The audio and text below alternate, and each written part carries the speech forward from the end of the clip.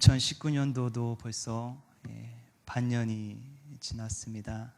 이제 7월달 여러 가지 이제 교회 교육부서는 행사들이 있습니다. 이 행사를 준비하면서 많은 또 기도와 격려를 부탁드리도록 하겠습니다. 이 반년 동안 어떻게 지내셨습니까? 계획된 대로 다 잘 되었나요? 아니면 아직까지도 좀 부족함이 있고 아직까지도 가야 할 길이 좀 많이 남았나요? 여기 계신 분들은 앞으로 정말 어떻게 살아가야 될 것인가 계속해서 고민하며 살아갈 것입니다. 그러면서 우리 스스로는 뭔가 변해 보려고 어떻게든 지금 상황에 대해서 좀 더 나아 보려고 행동을 하죠. 근데 생각보다 잘 변하지가 않습니다. 왜 그러냐면 우리 사람은요, 기본적으로 내가 생각하는 어떤 가치관, 소견이 있기 때문에 잘 바뀌지가 않습니다. 같이 사는 사람 보면 잘 알 수 있겠죠. 잘 안 바뀌어요. 뭐라고 해도 잘 안 바뀌어요. 진짜 잘 안 바뀌는 것 같아요. 저도 마찬가지입니다. 그런데 어떤 외부적인 요소는 우리가 바뀔 수 없겠지만 스스로 나 자신이 정말로 생각과 행동을 바뀐다면, 분명히 의지가 있다면 바뀔 것입니다. 새로운 역사는 새로운 사람으로 시작되는 법입니다. 우리 그리스도인에게 있어서는 새로운 사람은 과연 어떤 사람일까요? 오늘 예수님께서 우리에게 보여주고 계십니다. 예수님을 흔히 두 번째 아담이라고 부르기도 합니다. 첫 번째 아담, 우리가 잘 아는 창세기에 나온 아담이죠. 하나님께서 명령하신 그 선악과를 먹고 죄를 범하였죠. 그래서 우리 가운데 죄가 들어오게 되었습니다. 실패한 첫째 사람이죠. 어찌 보면 옛사람입니다.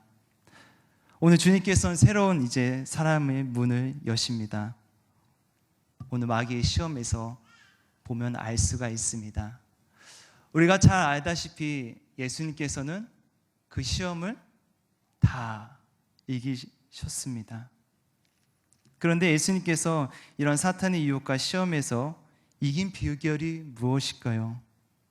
바로 말씀으로 이기셨다는 것입니다. 우리는요, 매일매일 순간마다 시험과 유혹이 다가옵니다. 우리가 이 시험과 유혹을 어떻게 잘 이겨내고 있습니까? 아니면 매일매일 넘어지고 있지 않습니까? 넘어진다면 그 이유가 무엇일까요? 하나님의 말씀은 고사하고 우리가 생각 없이 덤비기 때문에 그렇습니다. 이게 무슨 말이냐면 본능에 따라서 그냥 덥석덥석 잡기 때문에 우리가 계속해서 넘어지는 겁니다. 우리가 생활하면서 하나의 말씀이 떠오릅니까? 갑자기 외웠던 말씀이 떠오릅니까? 그렇지 않죠. 지금의 이런 감정과 지금의 이런 상황이 더 크게 보이지 않습니까? 육신의 정욕, 안목의 정욕, 이생의 자랑이 나를 움직여서 그렇습니다. 하나님께서 우리 사람을 만드셨을 때 우리를 그렇게 지으지 않으셨습니다. 하나님을 잘 섬길 수 있도록 우리에게 자유의지를 주셨고 또 하나님을 또 경배할 수 있도록 하셨습니다. 그런데 이 죄 때문에 우리가 하나님하고 관계가 깨어지고 하나님과 함께하기가 너무나도 어려워졌다는 것입니다. 우리가 말씀 안에 거하고 말씀 가운데 살아간다면 옛사람은 죽고 이젠 새로운 사람 되어서 온전한 주님의 그리스도로 변화될 것입니다. 오늘 말씀을 통해서 예수님 통해서 옛사람을 버리고 새 사람으로 변한 것이 무엇인지 알아보고자 합니다. 첫 번째로는 새 사람이 되기 위해서는 양식 앞에서 잠시 생각해 보아야 됩니다. 사람들이 살아가면서 의식주가 필요하다고 합니다. 옷을 입는 것, 그리고 먹는 것, 그리고 내가 살아야 할 집, 거처가 필요하다고 합니다. 저희 부모님께서, 개인적이어서 죄송합니다. 제 부모님께서 이제 제가 초등학교 때 주택에서 이사하셔서 거의 25년 동안 이렇게 사셨다가 이제 새로운 집으로 이제 이사하게 됐어요. 그래서 지난주에 가서 이제 이사하는 걸 도와드리고 이렇게 왔습니다. 그런데 저도 마음이 좀 그렇더라고요. 왜 그러냐면 제가 어렸을 때부터 이렇게 자라났던 곳이고 풀도 맺던 곳이고 이런 정든 곳을 또 떠난다고 하니까 저도 좀 그렇지만 부모님 마음 또 어떨까 하는 생각이 들기도 합니다.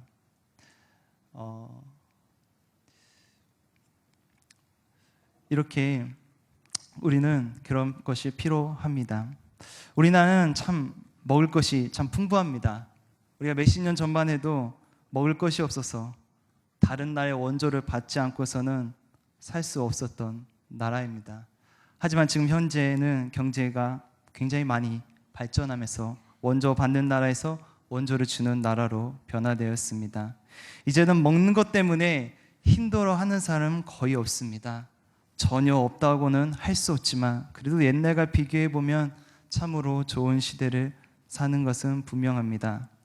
요즘은 오히려 너무 잘 먹어서 비만과 각종 성인병으로 참 고생하는 시대를 살고 있죠. 또 웰빙 시대라고 해서 몸에 좋은 것을 우리가 또 구별하면서 막 이렇게 먹죠. 또 맛있는 집을 또 찾아다니기도 합니다. 먹을 것이 있다는 것, 양식이 있다는 것은 참 감사한 일입니다. 오늘 특별히 맥주 감사 주일로서 하나님께 주신 그 열매를, 하나님께서 주신 것에 대해서, 곡식에 대해서 감사하는 절기이기도 합니다. 우리가 하나님께 감사한다는 것은 참 많이 알고 있습니다. 그런데 가만히 생각해 보면, 우리 자신을 돌아보면 감사해야 하는 것보다 오히려 불평과 불만이 많이 있지 않나, 우리가 다시 한번 생각해 보아야 합니다. 우리가 육이 살려면 양식을 먹어야 합니다. 그런데 오늘 말씀해 보면 예수님의 상황이 그렇지가 않습니다. 1절 말씀해 보면 예수님께서 성령의 충만함을 입었습니다. 성령 충만 입었는데 성령께서 아무도 없는 광야로 이끌어 가십니다. 왜 하필이면 광야일까? 라는 생각을 해봅니다. 광야는 어떤 곳입니까? 아무것도 없는 척박한 땅이고 맹수의 위험이 있는 곳입니다. 또한 구약에 보면 이 광야는, 출애굽기에 보면 이스라엘 백성들이 하나의 훈련의 과정이라는 것을 알 수가 있습니다. 특히 이 광야에서는 하나님만을 의지해야 살아갈 수가 있다는 것입니다. 우리가 때로는 힘들고 어려운 일이 있습니까? 그거는요, 또 하나님만을 더욱더 의지하라는 하나님의 메시지일 수도 있습니다.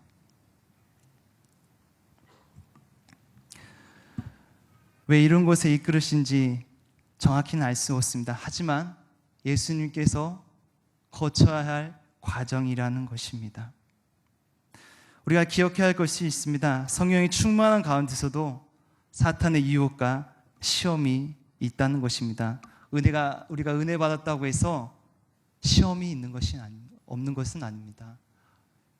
우리가 정말로 하나님께 은혜 받았다 이야기는 하지만 어떻게 해요? 금방금방 어려움이 다가오고 금방금방 또 힘든 일이 또 오고 있지 않습니까?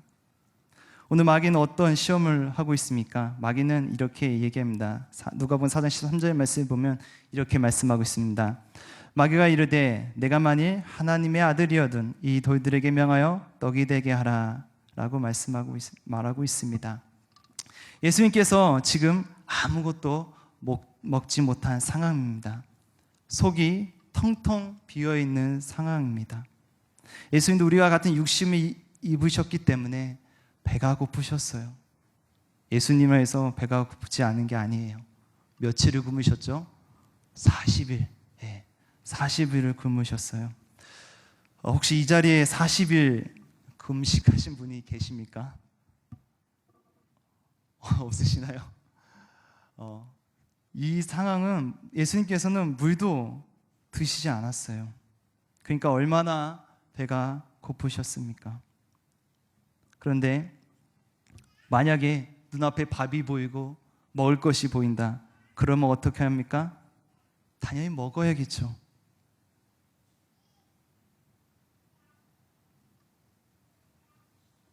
네, 분명히 먹어야 됩니다. 그런데 새로운 사람은 아닙니다. 옛사람입니다. 왜 그렇습니까? 더 급한 것이 있기 때문입니다. 우리 4절 말씀 우리 함께 같이 읽도록 하겠습니다. 4절 말씀 함께 읽겠습니다. 예수께서 대답하시되 기록된 바 사람이 떡으로만 살 것이 아니라 하였느니라. 아멘. 여기서 떡 대신 우리가 즐겨 먹는 밥이라고 이야기하면 됩니다. 이 당시 사람들의 주식은 떡이었습니다. 밥보다 무엇이 더 급합니까? 기록된 바. 성경에 기록된 하나님의 말씀이 더 중요하다고 말씀하시는 것입니다. 이것은 신명기 8장 3절 중반에 보면 사람이 떡으로만 사는 것이 아니요 여호와의 입에서 나오는 모든 말씀을 사는 줄 내가 알게 하려 하심이니라라고 말씀하고 있습니다. 주님께서는요 이 말씀을 사탄 마귀에게 얘기했어요. 새 사람은 어떤 사람입니까? 신비한 능력을 가지고 있는 사람이 아닙니다. 지금 예수님께서는 말씀하고 있어요. 어떻게 해요? 말씀으로 마귀를 대적하고 있죠. 어찌 보면 이 마귀가 예수님을 테스트하고 있는 것을 생각할 수도 있습니다. 중요한 것은요, 그것을 할 수 있느냐 없냐가 아닙니다. 주님께서 못하시는 분입니까? 오병이어 기적이 일으켰었습니다. 병든 자를 고치신 분입니다. 물을 포도주로 만드신 능력이 있으신 분입니다. 이것은요, 관심이 어디에 있느냐는 것이에요. 지금 내가 어디에 관심을 두고 있냐가 중요한 것입니다. 옛사람은요, 밥에 관심이 많습니다. 새로운 사람은요, 하나님의 말씀에 더 관심이 있습니다. 40일 금식을 해도 밥보다 먼저 하나님의 말씀을 더 고픈 사람, 그 사람이 바로 주님을 닮는 새 사람입니다. 제가 개인적으로 금식했던 때가 있었습니다.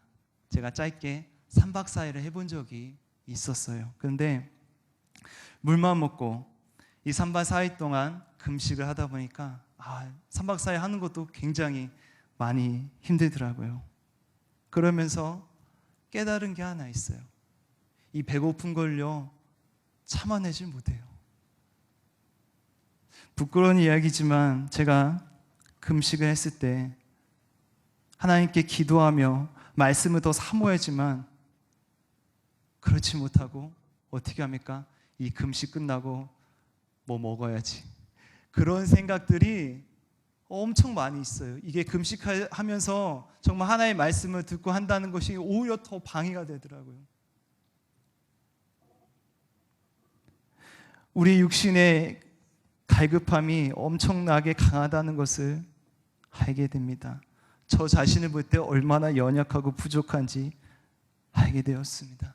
하나님의 말씀을 읽고 기도하는 것보다 오히려 먹을 것이 더 많이 생각납니다.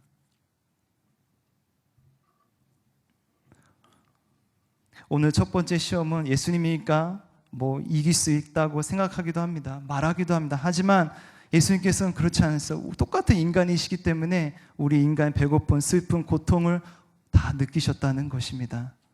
사랑하는 무국교회 성도 여러분, 우리는 정말 새 사람으로 되어가고 있습니까? 우리가 먹는 것을 문제 삼는 것은 아닙니다. 우리가 먹을 양식이 있다는 것은 감사한 일이고 우리가 꼬박꼬박 되면 먹어야 합니다. 그런데 우리가 정말 주님 앞에서 기도하는 시간, 정말 말씀을 듣고 예배하는 시간은 얼마나 우리가 생각하고 잘 지키고 있습니까? 우리가 한번 우리의 삶을 돌아보기를 원합니다. 하나님의 말씀이야말로 생명의 밥입니다.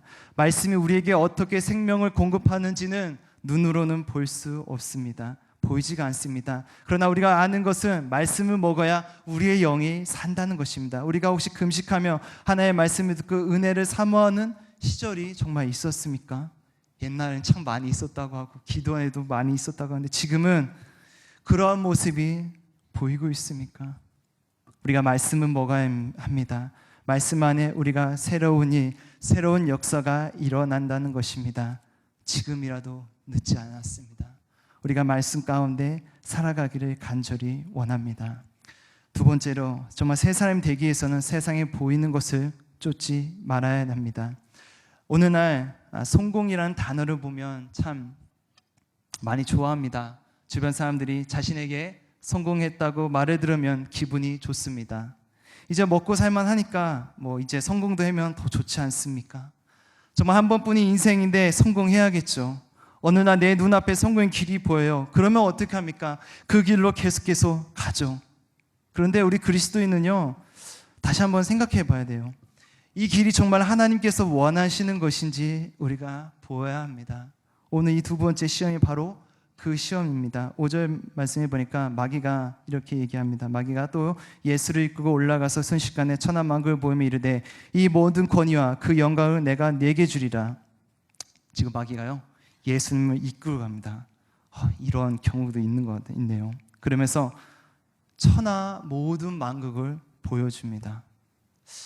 상상을 해볼까요? 이 모든 것을 다 너에게 줄게. 그런 말입니다. 쉽게 해서 성공하라는 거예요. 야, 내가 너 다 줄게 이거. 이 모든 것을 다 너에게 준다는 말입니다. 어떻게 할까요? 아마 우린 다 붙잡을 겁니다. 우리는 성공의 기회가 오면 무조건 붙잡을 거예요. 그리 자주 오는 것도 아니에요. 보통 사람들은 인생에서 3번 성공의 기회가 온다고 합니다. 그렇다면 만사 다 지쳐주고 그것을 잡아야 될 것입니다. 그런데 우리 주님께서는 그럴 생각이 없어요. 더 급한 것이 있어요. 근데 이번 시험에는 마귀가 좀 말이 많아요. 중간에 무엇이 끼어 있습니까? 성공이라는 게요, 무조건 주어지지 않습니다. 대가가 있어요. 때로는 무엇인가 희생해야 한다는 말입니다. 그래서 옛사람은 성공하긴 하지만 정말 소중한 것을 잃어버리는 경우가 있습니다. 안타까운 일입니다. 그래서 마귀가 뭐라고 하죠? 7절 말씀해 보니까 그러므로 내가 만일 내게 절하면 다 내 것이 되리라. 이것이 무엇입니까? 성공하려면 하나님 포기하라는 것입니다. 신앙을 타협해야 한다는 것입니다. 예수님께서 8절 말씀에 예수께서 대답하여 이르시되 기록된 바 주 너의 하나님을 경배하고 다만 그를 섬기라 하였습니다. 세 사람은 성공보다 더 급한 게 있어요. 그것은 신앙입니다. 성공보다 하나님을 더 경외하고 따르는 사람이 그 사람이 바로 새로운 사람입니다. 여기서 6절 말씀해 보면 우리가 한번 생각해 볼 것이 있습니다. 이르되 이 모든 권위와 그 영광을 내가 내게 주리라 라고 말씀하고 있습니다. 그 다음은 이것은 내게 넘겨준 것이므로 내가 원하는 자에게 주노라 라고 말씀하고 있습니다. 여기서 내게, 나는 누구죠? 마귀입니다. 이 모든 권위와 그 영광, 이것을 내가 넘겨받았다는 거예요. 하나님이요, 마귀에게 어느 정도 일정 부분 허락하고 있다는 것이에요. 이것이 정말일까 거짓말일까 고민해 봅니다. 근데요, 어느 정도 하나님께서 일정 부분 마귀에게 그것을 허락했다는 것을 볼 수가 있습니다. 그런데 이 세상을 마귀가 다스린다는 것은 아닙니다. 마귀는요, 세상의 주인이 아닙니다. 오직 하나님만이 세상의 주인이십니다. 그런데 일정 부분 마귀가 이 땅 가운데 행하는 부분이 있다는 것이에요. 그래서 우리가 주의를 필요합니다.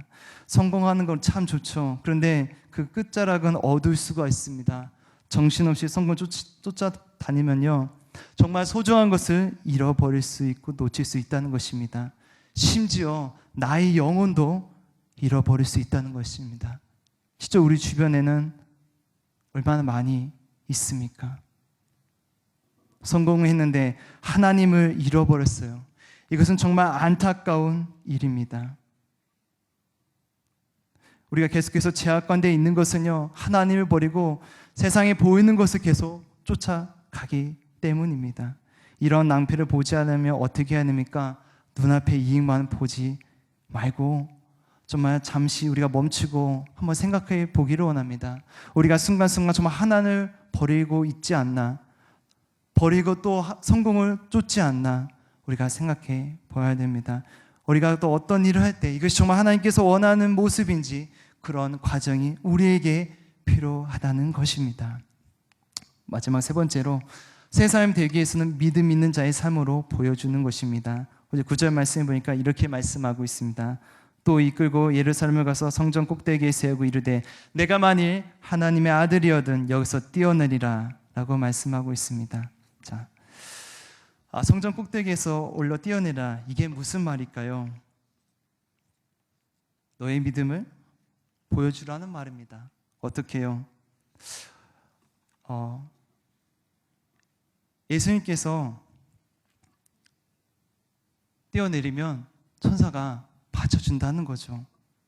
근데 예수님께서 뭐라고 얘기합니까? 12절에 예수께서 대답해 이르시되 주 너의 하나님을 시험하지 말라 하였느니라 라고 말씀하고 있습니다. 우리 어찌 보면 교회 안에 있으니까 교회 안에서만 믿음을 보여주고 교회 안에서만 경건한 모습을 보여주고 그러한 경우들이 많이 있습니다. 우리가 또 기도할 때 어떻게 기도합니까? 하나님 이거 해주면 잘 믿을게요. 하나님과 거래를 하고 있지 않습니까? 우리가 잘못된 모습으로 나아가고 있지는 않습니까? 신약 영어 중에 성인 아이라는 말이 있습니다. 이것은 몸은 어른인데 마음은 아직 어린 성인 아이입니다. 이 성인 아이의 특징은 하나가 있습니다. 무대를 좋아합니다. 앞에 나와서 나를 보여주고 싶어합니다. 주목받고 싶어합니다. 그런데 그게 채워지지 않으면 사고를 칩니다. 누가 알아주면 정말 열심히 하는데 안 알아주며 말씀을 피우고 말을 듣지 않습니다. 날 좀 알아달라는 것이죠. 이러한 모습이 사람들 가운데 종종 우리 마음 가운데 있는 것을 볼 수 있습니다. 새로운 사람은요, 우리 교회 안에서만 믿음을 보여주는 것이 아닙니다. 우리가 삶 속에서, 가정에서, 직장에서, 밖에서도 믿음의 삶을 살아가야 된다는 것입니다. 믿음은 쇼가 아닙니다. 예배가 쇼가 아닙니다. 바로 변화입니다.